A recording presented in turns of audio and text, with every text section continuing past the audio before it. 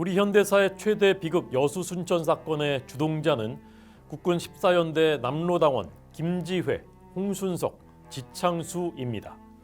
남로당 군사부장 이재복의 지령으로 반란을 일으킨 것은 상사 지창수이고 이후 국군과의 전투를 지휘한 것은 육사에서 정규 군사 교육을 받은 중위 김지회와 홍순석이었습니다. 신생 대한민국의 존립을 뒤흔들었던 이들의 최후는 과연 어땠을까요?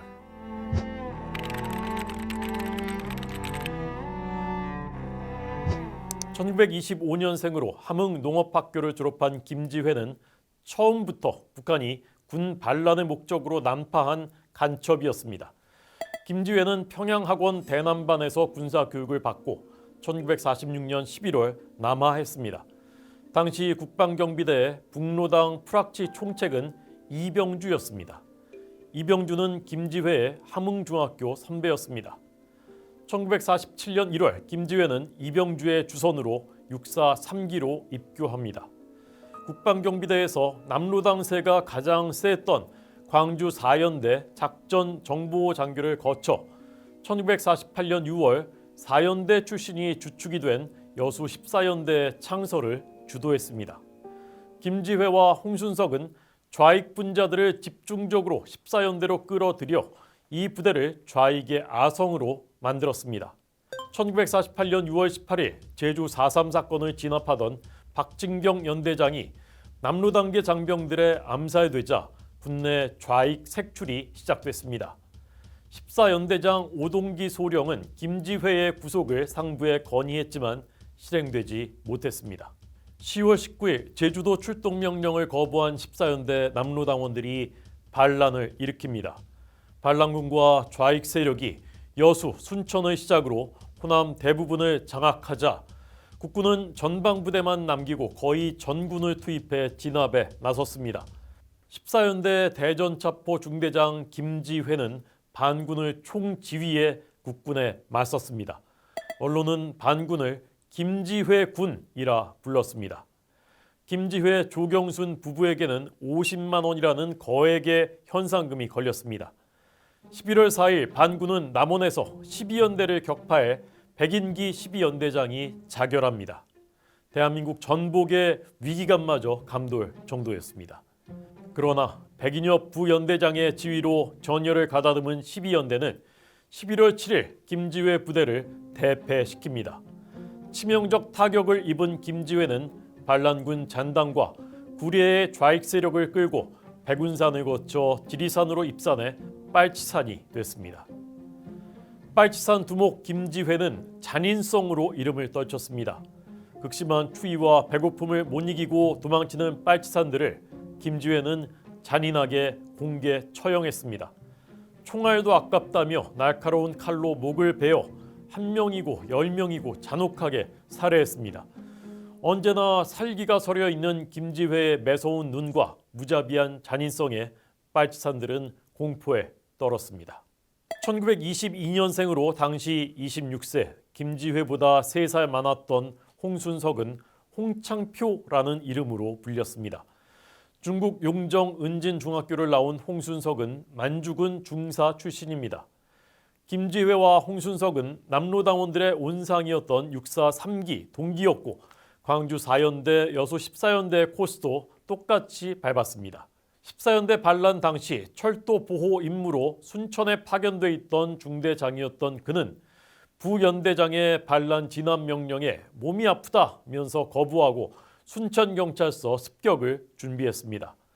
반군을 지휘해 국군과 싸운 홍순석은 입산 후 빨치산 총사령관이 됐고 김지회는 총참모장이 돼서 많은 군경과 양민을 살상했습니다.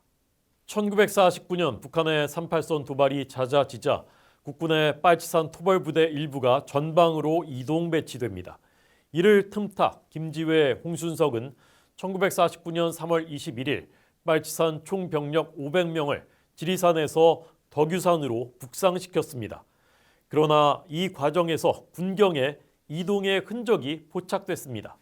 지리산 북동쪽 거창에서 빨치산을 토벌하던 3연대 3대대장 한웅진 대위는 그토록 찾던 김지회, 홍순석이 덕유산으로 들어간 사실을 알게 됐습니다.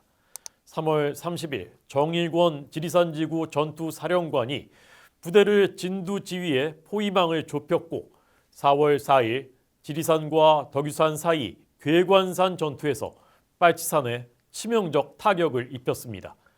김지회, 홍순석은 다시 지리산으로 숨어듭니다. 4월 8일 3연대 3대대 정복과 선임하사인 김갑순 상사가 지리산 자락인 남원군 산내면 반선리에 찾아갑니다. 주막 여주인에게 화장품을 선물로 주며 이곳이 공비들의 통로이니 공비들이 오면 술도 주고 밥도 주면서 가능하면 재운 다음 대대본부로 알려달라라고 당부했습니다. 그런데 바로 다음 날인 4월 9일 새벽 2시 반쯤 정말로 김지회, 홍순석 일당 40여 명이 그 주막에 나타났습니다. 주인은 식사 전에 막걸리를 많이 줘서 먹게 한 뒤에 약속된 대로 부엌에 호롱불을 켰습니다. 마을 청년 단장이 호롱불을 보고 급히 부대에 알리자 한웅진 대대장과 본부 요원 60여 명이 트럭 2대에 나눠 타고 6km 떨어진 주막으로 출동했습니다. 자동차 소리가 들리자 김지회, 홍순석 일당은 눈치를 채고 도망치기 시작했습니다. 국군은 집중 사격을 가했습니다. 달빛이 환한 밤이었습니다. 17명이 사살되고 7명이 포로로 잡혔습니다. 홍순석은 현장에서 사살됐습니다. 농구화를 신고 토끼 가죽 조끼를 입고 있었고 홍순석이라고 한자로 새겨진 도장이 있어서 신원이 쉽게 확인됐습니다. 그러나 김지회는 찾지 못했습니다. 나흘 뒤인 4월 13일 김갑순이 등상사가 반선리에서 5km 떨어진 덕동리 달궁마을에서 빨간 스웨터를 입고 있는 김지회의 처 조경순을 체포했습니다. 그러나 조경순도 김지회와 헤어져 찾아다니는 중이라고 했습니다. 김 상사는 김지회가 어느 골짜기에 쓰러져 죽었을지도 모르겠다는 생각이 들었습니다. 주민들에게 요즘 까마귀 떼가 모여드는 곳이 없느냐라고 물으니 한 주민이 연정마을 골짜기에 그런 곳이 있다라고 답했습니다. 김지회의 시신은 바로 거기서 발견됐습니다. 주막에서 600m 떨어진 곳이었습니다. 창자가 밖으로 나올 정도로 총상이 심했고 시신은 까마귀들의 밥이 돼서 크게 훼손된 상태였습니다. 등에 흉터로 김지회의 시신임을 판명했지만 조경순에게 직접 확인하게 하자 그녀는 대번에 알아보고 울음을 터뜨렸습니다. 반란 5개월 20일 만에 비참한 최후였습니다. 제주 조천면 출신으로 목사의 딸인 조경순은 제주도 지리를 잘 알아 4.3 사건 주동자 김달삼에게 남로당 군사부장 이재복의 지령을 전달하는 연락병 역할을 했습니다. 그러다 김지회를 알게 돼 그림자처럼 따라다닌 조경순은 빨간 스웨터를 입고 다녀 빨간 스웨터의 공비 여두목이라고 불렸습니다. 그녀는 1949년 9월 군법재판에서 사형을 선고받았습니다. 북한 김일성 정권은 대한민국에 반란을 일으킨 김지회와 홍순석에게 조선민주주의인민공화국 국기훈장 3급을 수여했습니다. 1948년 10월 19일 14연대 반란 당일 거사를 총지휘한 자는 인사계 상사 지창수였습니다. 전남 벌교 출신인 지창수는 초등학교만 마친 뒤 일제 말기 지원병으로 입대했습니다. 북로당의 지령으로 군에 침투한 김지회와 달리 지창수는 전형적인 남로당계였습니다. 그는 박헌영의 전남 지역 신복의 하나이자 동향 선배인 김백동의 지시로 1945년 광주 4연대 창설 때 사병 1기로 입대했습니다. 좌파 사병들의 비밀 군사 동맹인 병사 소비에트 총책으로 활동하다 일본군 복무 경력 때문에 1등 상사로 진급했습니다. 정치적 배경을 얻고 처음부터 간부로 입대할 수도 있었지만 바닥부터 조직을 장악하려는 김백동의 계획에 따라 사병으로 입대했던 것입니다. 14연대가 반란을 일으켜 여수와 순천을 장악할 때까지 간판 스타는 지창수였습니다. 지창수는 이승만 일당의 경찰이 일본군과 합세해 14연대를 공격하려 하고 있다. 북조선 인민군이 지금 38선을 넘어 남진하고 있다. 이승만은 비행기로 일본으로 도망갔다. 우리는 인민해방군으로 북상해야 한다라는 터무니없는 거짓말로 14연대 장병들을 선동했습니다. 장교들을 몰살시키고 14연대를 장악한 지창수는 스스로 해방군 총사령관이 되고 인사과 선임하사 임만평을 부사령관에 앉힌 뒤 대대장, 중대장, 소대장을 새로 임명했습니다. 반군이 여수로 진격해 관공서와 시내를 완전히 장악하자 20일 오후 3시 여수 중심가인 중앙동 광장에서 4만 명이 모인 가운데 인민대회가 열렸습니다. 반군 지휘관 지창수는 군중들의 환호 속에 등단해 연설했습니다. 존경하는 여수 인민 여러분, 저는 14연대 인민해방군 사령관 지창수입니다. 어젯밤 우리는 북조선 인민군과 미리 짜놓은 계획대로 동족 상잔의 제주 파병을 거부하고 우리 인민의 적인 경찰을 쳐부수고 여수 인민을 해방시켰습니다.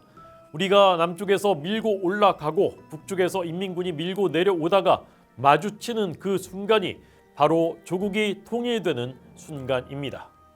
지창수의 유창한 말솜씨에 순박한 시민들은 연설 내용을 그대로 믿는 분위기였다고 합니다.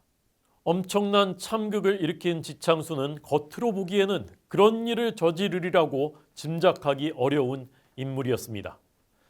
모두들 양순하게 봤지 남들과 잘 다투지도 않았고 일도 잘하고 키도 크고 생김새도 좋고 성격도 괜찮았어.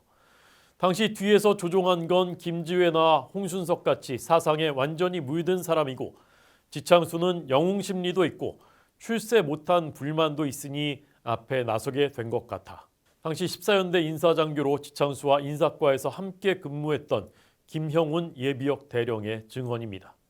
반란 초기 인민해방군 총사령관 노릇을 한 지창수는 반란이 진압되기 직전인 25일에 여수를 탈출한 것으로 알려졌습니다. 그 이후의 행적에 대해서는 몇 가지 기록이 있습니다.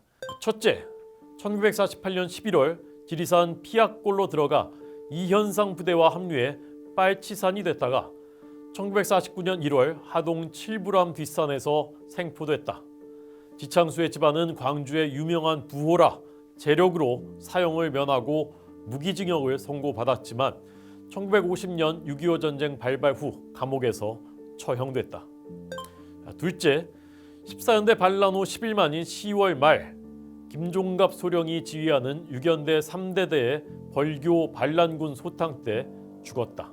셋째, 지리산 입산 후 금싸라기 같은 지하당 간부 동지들을 적지에 내팽개치고 온 행위에 대해서 이현상으로부터 책벌을 받고 시리의 나날을 보내다가 1949년 2월 부상을 입고 국군 토벌대에 생포됐다가 총살당했다. 조금씩 기록이 다르지만 1949년 초 국군에 생포됐고 6.25 전쟁 초기에 처형됐다는 사실이 대체로 공통됩니다.